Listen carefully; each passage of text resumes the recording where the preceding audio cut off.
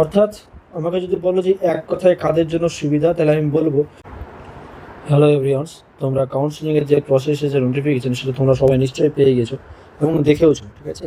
কিন্তু আজকের আমরা ভিডিওতে আমরা আলোচনা করবো যে এই যে চেঞ্জ হলো এর জন্য কারা সুবিধা বেশি পাবে আর কাদের অসুবিধা হবে, এই বিষয়টা আমরা আলোচনা করব।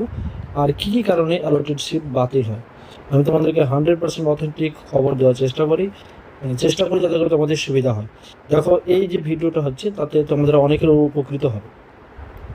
প্রথম যে চেঞ্জটি করা হয়েছে সেটা হচ্ছে প্রত্যেক রাউন্ডে ফ্রেশ রেজিস্ট্রেশন যে ব্যবস্থা করা হয়েছে, এটা এক প্রকারের ভালো। যাদের জিএমআর আছে তাদের জন্য ভালো, কিন্তু যাদের জিএমআর একটু পেছনের দিকে আছে তাদের জন্য খুবই খারাপ এটা।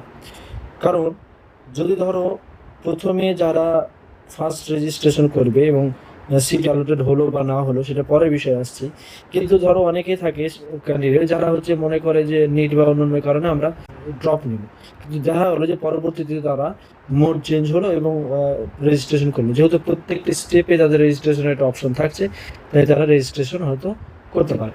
তো এই রেজিস্ট্রেশন করার ফলে কি হবে না, যাদের পিছনে যে সমস্ত ক্যান্ডিডেট জিএমআর ছিল সে সমস্ত জিএমআর তাদের ক্ষেত্রে শুরুটা একটু কমে যাবে।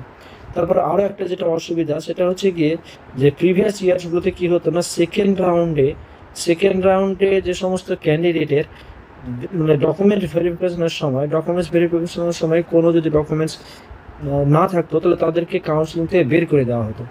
তাহলে পরে কী হতো না, তারা পরবর্তীতেও আর অ্যাপ্লাই করতে পারতো না।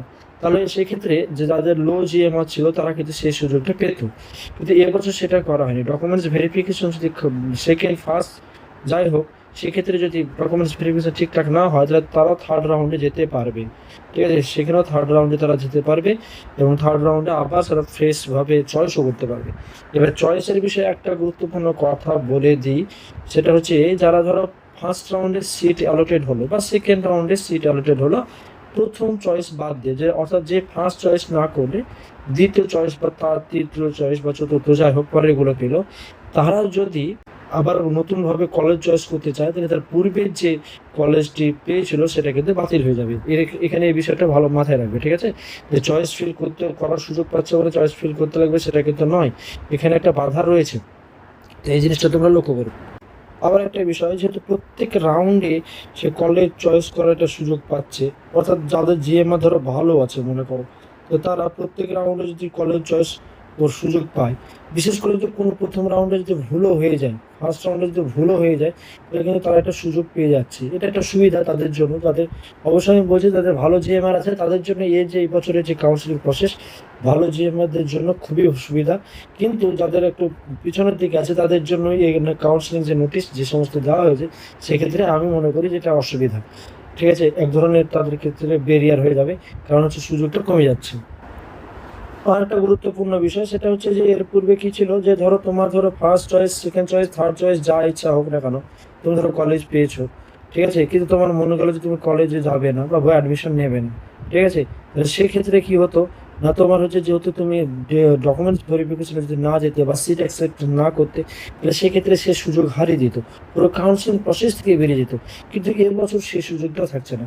তারা যদি প্রথমে ডকুমেন্টস ভেরিফিকেশন কিংবা ধরো সিট অ্যাকসেপ্ট নাও করে, তাও পরবর্তীতে তারা একটা সুযোগ পেয়ে যাচ্ছে। তো এইগুলো একটা আমি মনে করি যে এবছরের জন্য অসুবিধা, বিশেষ করে লো যে আমাদের জন্য একটু অসুবিধা আছে। কিন্তু একটা কথা বলি তোমাদেরকে এখানে, যে এবছর মপ আপ হওয়ার একটা চান্স আছে। আমি পরবর্তী একটা ভিডিওতে আলোচনা করব কেন চান্স আছে, সে বিষয়টা নিয়ে একটা পরবর্তীতে ভিডিও আমরা আপলোড করব। অর্থাৎ আমাকে যদি বলো যে এক কথায় কাদের জন্য সুবিধা, তাহলে আমি বলবো যে ভালো জিএমআরদের জন্য সুবিধা, ঠিক আছে। আর যাদের জিএমআর একটু পেছনে আছে তাদের জন্য আমি মনে করি এটা অসুবিধা, ঠিক আছে।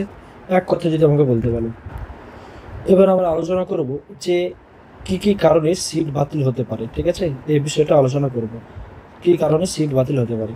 দেখো, প্রথম যেটা হলো, তুমি যে কোনো রাউন্ড থার্ড রাউন্ড বাদ দিয়ে, ঠিক আছে, সেকেন্ড বা ফার্স্ট রাউন্ডে তুমি যদি ফার্স্ট চয়েসের কলেজ পাও, ফার্স্ট চয়েস অর্থাৎ তোমার কোনো আপগ্রেডেশনের ব্যাপার নেই, সেক্ষেত্রে তোমাকে অ্যাডমিশন নিতেই হবে। যদি অ্যাডমিশন না নাও তাহলে সেক্ষেত্রে তুমি বাইরে চলে আসবে, শুধুমাত্র ফার্স্ট চয়েসের ক্ষেত্রে, সেটা ফার্স্ট হোক অথবা সেকেন্ড রাউন্ড হোক।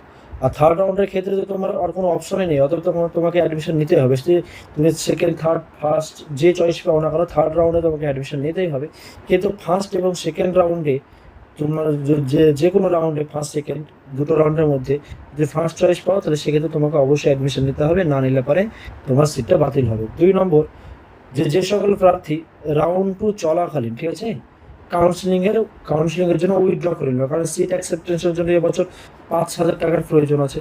এবার অনেকে যদি ভাবে যে না আমি অ্যাডমিশন নেবো না, হয়তো অ্যাডমিশন নিয়ে নিয়েছে, ফার্স্ট রাউন্ডে সে অ্যাডমিশন নিয়ে নিয়েছে, কিন্তু ধরো তার মনে হয় যে না আমি যে নিট বা অন্যান্য বিষয়ে আমি পরিশ্রম করবো, তাহলে সেক্ষেত্রে তারা উইথড্র করতে পারে। এবার উইথড্র করলে পারে তারা কিন্তু আর পরবর্তী রাউন্ডে কিন্তু আর সুযোগ থাকবে না।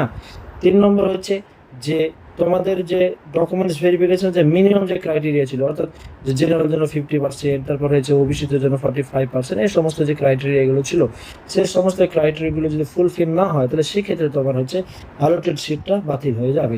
4 নম্বর হচ্ছে যে তুমি যে কোনো রাউন্ডে ডকুমেন্টস ভেরিফিকেশনের পর যদি নো আপগ্রেডেশন করো, অর্থাৎ তোমার ফার্স্ট চয়েস পেলে তো তোমার তো আপগ্রেডেশনের কোনো প্রশ্নই নেই, তোমাকে তো অ্যাডমিশন নিতেই হচ্ছে।